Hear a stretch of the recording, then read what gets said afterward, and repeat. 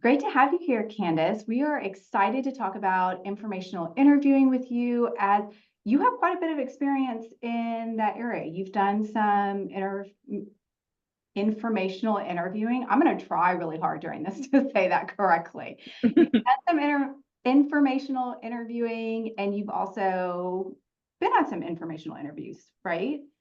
Awesome. So tell me a little bit, just kind of in your own words, for students to better understand, what is an informational interview and what's the purpose of it?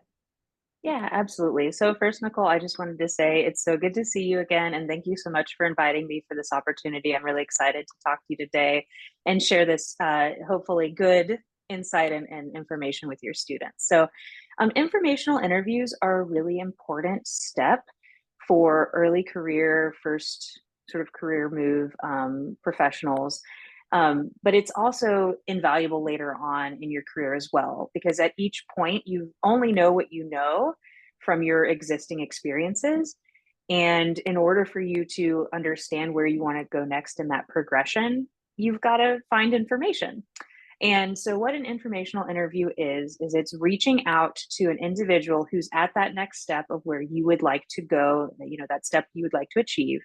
And it's reaching out and asking them for an interview for the purposes of gaining information.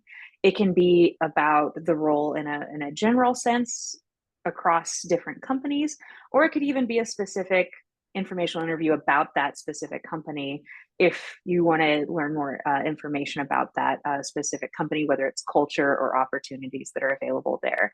And that way you're better prepared to both know what you want, right? You don't want to go into applying for jobs if you really have no idea what the position entails. And a lot of job requisitions or advertisements you'll see online, they've been somewhat sanitized or streamlined. They don't go into real depth in detail about what the day job actually is. So that's where that one-on-one connection really comes in handy to communicate and make that deeper connection to understand where you want to go with your career. That's awesome. So how would somebody identify and reach out to professionals for informational interviews? Kind of what would their steps be to maybe research it, or where should they go to even get started with it? Yeah, so this is one of those things that really ties into doing networking well. So I would strongly recommend for your students that they go to places such as, some sort of professional society that welcomes students in their local community for the career that they're aspiring to, whether it might be cybersecurity professionals, it could be human factors engineering, which is the domain I'm in. It could be, media and graphic artists, whatever it is, there's probably a professional association of some sort in their local community. Begin to go to those events, make connections. And that's one way where you can find people where you might say, hey, can we do a virtual coffee? Or you might not say informational interview, but you might say, can we do a virtual coffee or an in-person coffee? Those are essentially the same thing, to just sit down in a low stakes way and have that conversation to learn more about what they do. The other recommendation that I would have is use your at Northrop Grumman, we have university relations and recruitment teams, and they go to career fairs, and they're wonderful people. One of my favorite is Lauren Youngblood. I work closely with her. She's here in Huntsville. She actually is partnered with UAH. I'm sure you've met her previously. She's great, and one thing that she does with students is she'll go to career fairs and other events and meet students, and then she's able to connect them if the students are willing and open to it.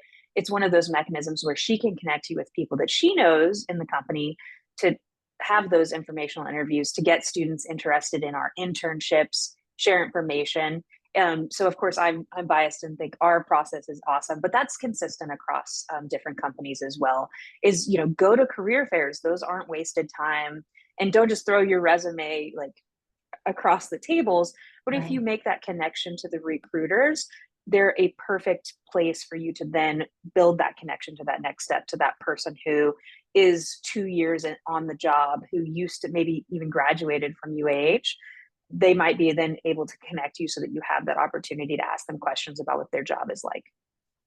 That's great. That's such good advice. And I love the fact that you brought up how at Northrop Grumman, it is a multi-step process. So it's not even just about maybe the informational interview, but maybe taking it to the next step, the potential for mentorship or internship. So it shows this progression and, kind of bolsters that idea of the importance of informational interviews even further. So when a student is preparing for an informational interview, I'm really going to struggle with that word. It's okay. I know. So when somebody's preparing for that, what are some things that they need to think about so that they present their best self when they go into the informational interview? Yeah, so I think it's really important to be prepared. So going into these interviews, no one's going to expect them to know everything about the field or everything about the company, but having done just a cursory preparation, so understanding what domain it is, maybe knowing a little bit of the details about the local office, knowing basics about the field, maybe even refreshing their memory from their class notes, right? Because they will presumably have taken courses in that, to craft questions that showcase that basic awareness, to then be able to ask high value questions.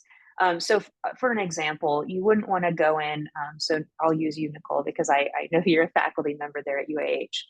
I wouldn't want to just come in if I was doing an informational interview and be like, so what do you do? Like, that would be a bad question, because you would kind of be like, well, a lot of things. Whereas, having done a bit of background, I could come in having looked at your faculty page and said, Miss McDavid, thank you for taking the time to meet with me. I see that you're responsible for helping coordinate internships for students at the college. What is that like? What is that role like? So it shows that I read your page, and I kind of am aware with what your job is, so I can ask a more specific and targeted question. Yeah, that's so great, because it's that idea of making it specific, especially so that the person that you're talking to knows where to go from there. So what they specifically, can talk about that you're particularly interested in, because it is the question of what do you do is kind of like the question of, tell me about yourself. That's a very broad question, and it's hard to figure out that range of where do we go from one to the other. I will So, say, if I yeah, may, go I know ahead. you were going to ask another question. No, no, It you're just right on. reminded me of this experience I had previously, of a big what not to do, I think, because it comes off as a little bit of a jarring experience. So I had an individual approach me for an informational interview, and I was super excited and happy to do so. But it kind of oddly turned into a justify your job versus a different career path. Oh, So do I okay. want to do, do I want to do business, or do I want to do research? And I found that a little jarring, because I wanted to just get into what it's like to be a researcher. I didn't expect to have to justify why that individual, who I didn't know particularly well, should want to do research versus business. And it felt off-putting, as that wasn't the place for that conversation. So that was just a one thing, is don't ask the person to justify why that you should want to go into that field compared to another field. It's just it's a little bit of an awkward interview Yeah, question. that's such a good insight, because I think when we think about informational interviewing, we maybe don't always think about the etiquette side of it. And Yeah, it's it's kind of, more of an etiquette question, right? yeah. And it's like when you would go in to interview somebody, that maybe is a lawyer, and say like, oh, well, nobody likes lawyers. Why are you doing this? Right? Exactly. That's you just put it way better than I did. Like, thank you. That is, you nailed it. Like, But that's kind of the thing, because then you're like, well, then why are we talking? Like, what is, yeah. And so it's coming in with almost a bias in the interview that then redirects the tone of the whole type of interview that it's supposed to be. And so whereas, the person's expecting that it's going to be about exploration and giving them insight into the job, you've then set an entirely different tone for the interview. And mhm. for students, what then happens is that they're not going to get out of the interview what they were wanting to get out of the interview. They're not going to get that same experience, and that experience is getting that knowledge. Because as much as we learn in school and hear about careers, until you've actually done it and been in it, it is a very different experience. So kind of with that, when you are doing informational interviews, your perspective at kind of this midpoint of your career, what is it like to do informational interviews now, maybe even versus what it used to be like to do informational interviews? Kind of what's the change that you've experienced? Yeah. So just to clarify, you're saying I'm seeking them, right? From that, me You could, seeking, or like, which perspective? sure, yeah, you could do Okay. either. Like if you're seeking to do an informational interview, or even when you are the person being interviewed, either one. You Oh, talk about got both. it. Yeah, I'll do both. do both. Okay. Yeah, so I'll start. So because of my previous position as a faculty member there with you at UAH, I have a soft spot for students, and I will always make time, unless it's really, really like just a hectic time. I'll always make time for students. So for me, I really enjoy that. I'm I think one of the few people who will accept an invitation on LinkedIn and accept those. I think I've had a couple of people say, "You're the first person on LinkedIn who's ever accepted my request for an informational interview." And I have said, "Well, I have a soft spot. Just so you know, this isn't normal. You should probably meet them through a connection first." Just cold emailing or cold messaging people on LinkedIn is not. Most people aren't going to respond. But I will, and I think it's great to meet people and encourage them and try to give them a realistic perspective on the field and what it is they're getting into, and that just it's rewarding for me, so I enjoy doing that. As far as seeking out the informational interviews now, as sort of mid-career, looking for and identifying my next step, I think of it as looking for advocates, even inside of my current organization, reaching out and just asking them, what is your job like? What would you recommend I do to advance myself to be prepared for that next step in my career? What are those stretch assignments? So those are things that align with my current job duties, but are a little bit of a reach. So it might be learning a new technique, engaging with a process that I might not be familiar with, getting more exposure to the customer, those types of things that would be a little bit of a stretch, but allow me to prepare myself. And then the other thing that I think is really valuable is one thing you can do at a lot of companies is you're sort of aware of internally people are being promoted to different roles, or they're moving to different divisions or organizations, and oftentimes their role will be backfilled. And so if that's something that you're interested in potentially applying to once that position is advertised, it never hurts to reach out to that person if you had a relationship with them and say, "Hey, I know you're moving on to this new opportunity. Congratulations. I'm really excited for you. I actually sort of worked with you and saw the role you were in, and it really interested me. And I'm interested in moving that way in the future. Do you mind, before you move on, taking some time to sit with me and tell me more about what it is that you do and what that position looks like, so I can potentially see if I'm interested and maybe even apply for that once the new requisition is posted." That's been one of the richest and most valuable things for me, learning more about the role and being better prepared. Right, you're not going into applying for a position without any awareness or idea of what their job is, because even if you're in meetings with someone, or you see them a couple times a month, you don't really know what their day to day is unless you sort of sit down and actually say, "So what do you do?" But just specifically. Yeah, yeah. And that's such a great insight. And I think a lot of organizations do that as they kind of people kind of move around within the organization. And Mhm. that's something that people don't always think about, is that continuation of the informational interview. Like it's not just when you're, first trying to get a job, or you're Absolutely. in college. It's something that happens, throughout your career. I specifically I've been working on a project this summer with career implementation, and I reached out to various career services coordinators throughout the state of Alabama. And it was so funny because when I did it, I don't know if you've ever felt this way. I was a little bit nervous about it, like, because, in a way, it kind of is that cold call reach out. Like, it's not people that I specifically know, even if we were connected maybe on LinkedIn or something like that. But I was so pleasantly surprised. Every single person I reached out to emailed me back and were more than happy to talk with me about what they're doing within their particular program. And it was really insightful. I mean, especially because, you sometimes can get kind of siloed in what you're Mhm. doing.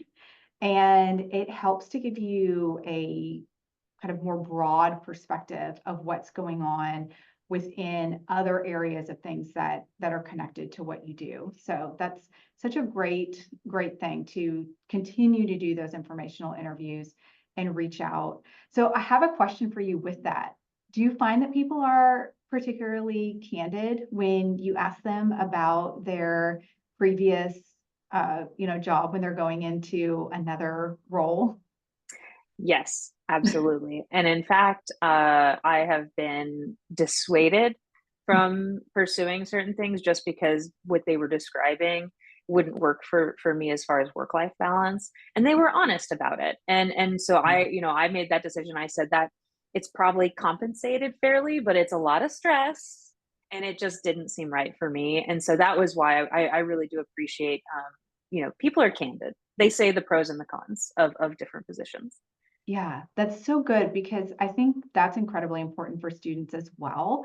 It's not just finding out about, what are the ins and outs of the job, but what is the work-life balance of the job? Because that's something they need to take into account when you're going to work in an organization. What type of job do you want? How many hours do you want to work? Even if, you have, maybe a higher compensation, but does that even out with what you want to be doing in your day to day? Yeah.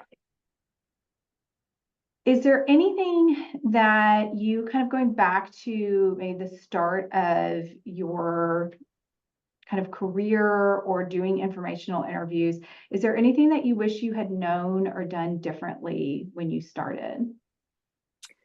So, one thing I wish I had known was reaching out to near peers.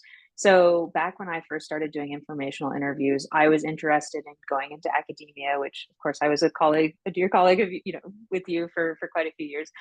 I only like sought interviews with department chairs or more senior faculty or even deans, and I didn't really consider the importance of talking to peers or near peers.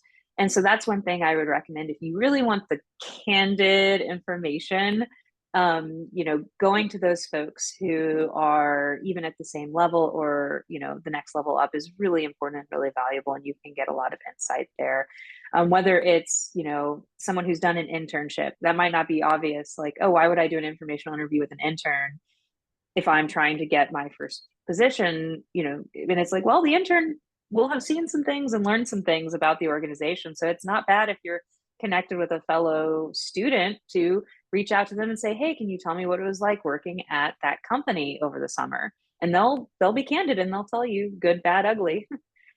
Yeah, that's so great. And I think I love the point that you made about near peers, because I think that's an essential part of insight into a organization of, who you are maybe specifically working with day to day is going to have a different perspective than those that are in higher positions or different positions within the organization, for sure. Is there anything else that you'd like to share with our students about informational interviewing? No, I think we've covered a lot today, Nicole. I really appreciate the time and the opportunity to talk with you. Well, thank you so much for being here today, Candice. It was so great to talk to you about informational interviewing. I'm your host, Nicole McDavid, and we'll see you next time for more CAHS Career Prep.